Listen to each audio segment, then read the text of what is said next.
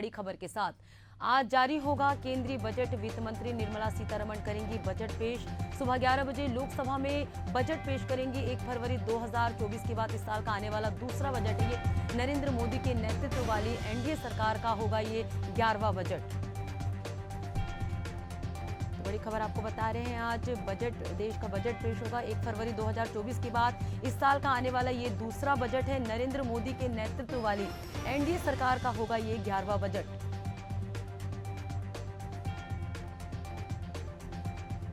तो आज जारी होगा केंद्रीय बजट। वित्त मंत्री निर्मला सीतारमण बजट पेश करेंगी।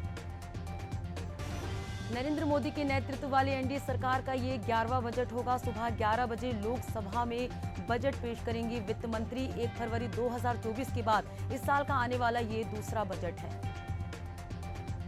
नरेंद्र मोदी के नेतृत्व वाली एनडीए सरकार का ये 11वां बजट है। बड़ी खबर आपको बता रहे हैं, आज जारी होगा केंद्रीय बजट। नरेंद्र मोदी के नेतृत्व वाली एनडीए सरकार का ये 11वां बजट है। वित्त मंत्री निर्मला सीतारमण आज बजट पेश करेंगी। सुबह 11 बजे लोकसभा में वित्त मंत्री निर्मला सीतारमण बजट पेश करेंगी। नरेंद्र मोदी के नेतृत्व वाली एनडीए सरकार का ये 11वां बजट है। 1 फरवरी 2024 के बाद इस साल का आने वाला ये दूसरा बजट है। नरेंद्र मोदी के नेतृत्व वाली एनडीए सरकार का ये 11वां बजट है। तो आज जारी होगा केंद्रीय बजट। लोगों को काफी उम्मीद है इस बजट से। नरेंद्र मोदी के नेतृत्व वाली एनडीए सरकार का ये 11वां बजट है। वित्त मंत्री निर्मला सीतारमण बजट पेश करेंगी। सुबह 11 बजे लोकसभा में बजट पेश करेंगी वित्त मंत्री। बता दें कि 1 फरवरी 2024 के बाद इस साल का आने वाला ये दूसरा बजट है। नरेंद्र मोदी के नेतृत्व वाली एनडीए सरकार का ये 11वां बजट होगा। तो इकोनॉमिक सर्वे से जुड़ी बातें आपको बता रहे हैं ग्राफिक के माध्यम से। इससे रिटेल ईंधन महंगाई दर FY24 में नीचे बनी रहे।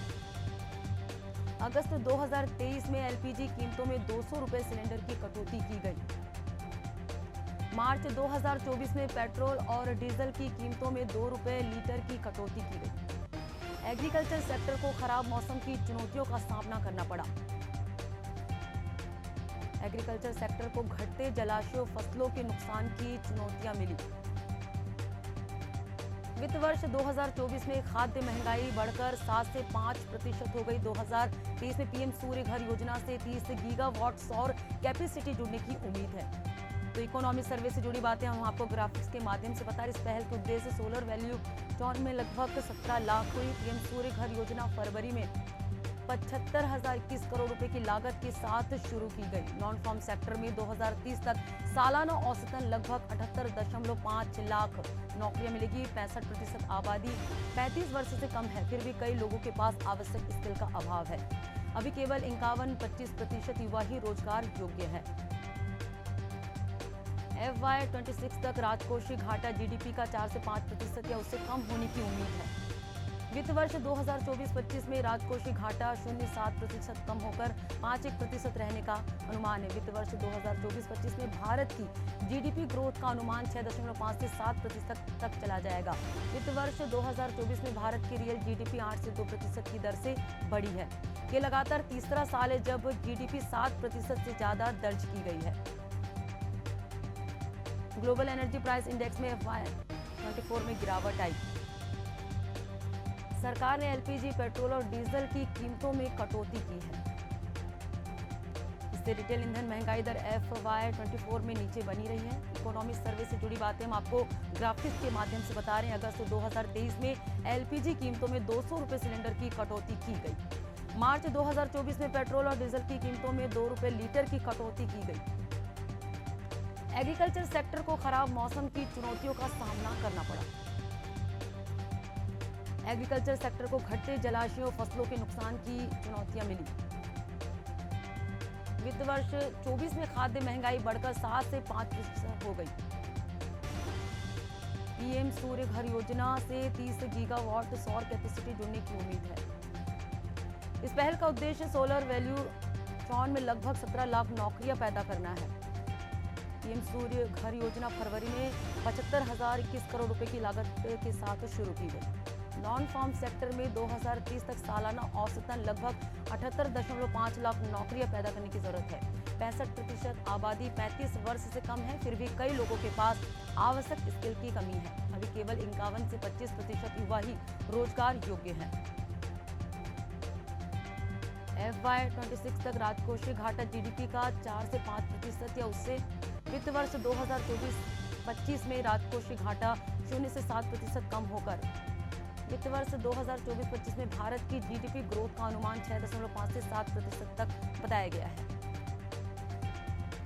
वित्त वर्ष 2024 में भारत की रियल जीडीपी 8 से 2% की दर।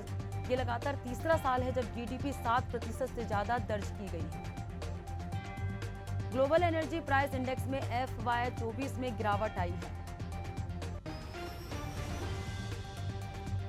सरकार ने एलपीजी, पेट्रोल और डीजल की कीमतों में कटौती की है। इससे रिटेल ईंधन महंगाई दर FY24 में नीचे बनी रही।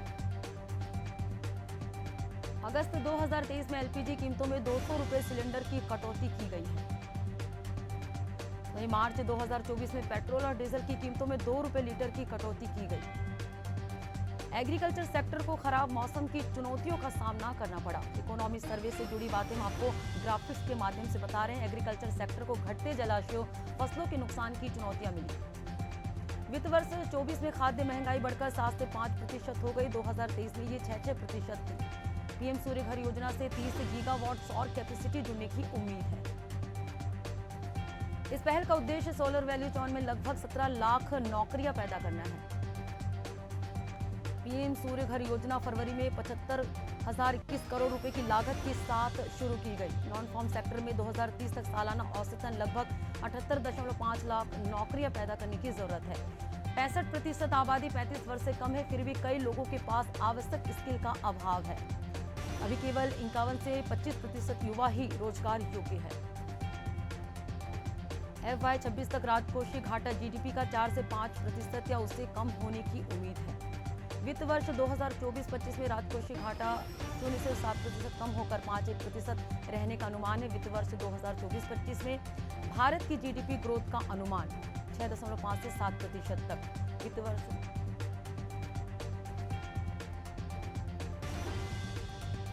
आज केंद्रीय बजट पेश होगा। आज वित्त मंत्री निर्मला सीतारमण बजट पेश करेंगी और हमारे साथ संवाददाता नितिन मिश्रा सीधे जुड़े हुए हैं।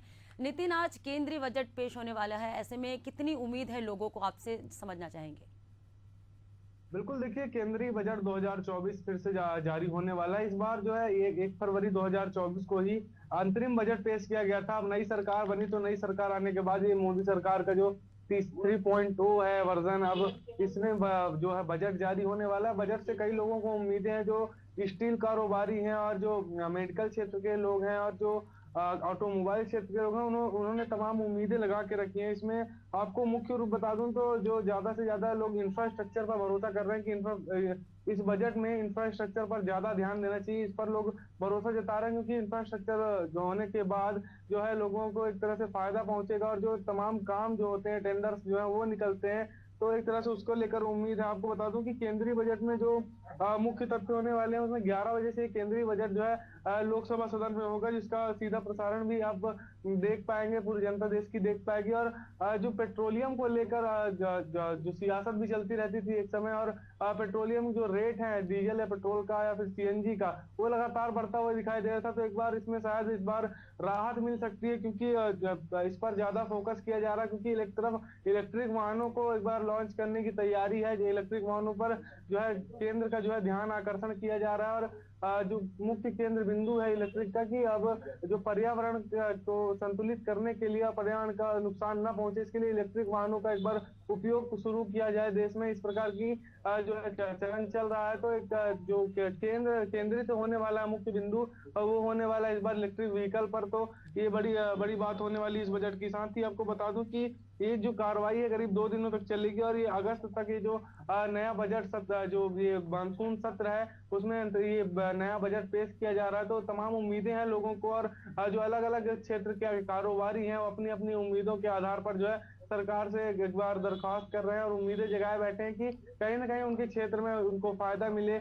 और जो आपको बता दूं कि जो एमएसपी और जो धान खरीदी या फिर जो अन्नदाताओं से जुड़े मसले हैं, किसानों से जुड़े मसले हैं, उसको लेकर भी एक तरह से जो केंद्र है वो ध्यान रखेगा, क्योंकि बीते दिनों जो है एमएसपी को लेकर भी खूब विवाद देखने को मिला था और पिछले बजट में भी एमएसपी को जो है मुख्य बिंदु बनाया गया था। तो इस बार भी एमएसपी को लेकर जो है किसान जो है उम्मीद लगाए बैठे हैं केंद्र सरकार से। तो जो अलग अलग वर्ग के लोग हैं एक तरह से अपने अपने मांगों को लेकर, अपने अपने जो है उम्मीदों को लेकर खड़े हुए हैं। और आज देखना ये होता है कि जब 11 बजे ये बजट जारी होगा तो किस प्रकार का बजट नया बजट जो है पेश होता है। जी जी बिल्कुल नितिन, तो काफी उम्मीदों से भरा ये बजट है। आज केंद्रीय बजट जारी होगा सुबह 11 बजे। आज वित्त मंत्री निर्मला सीतारमण आज बजट पेश करेंगी। नरेंद्र मोदी के नेतृत्व वाली एनडीए सरकार का ये 11वां बजट होगा।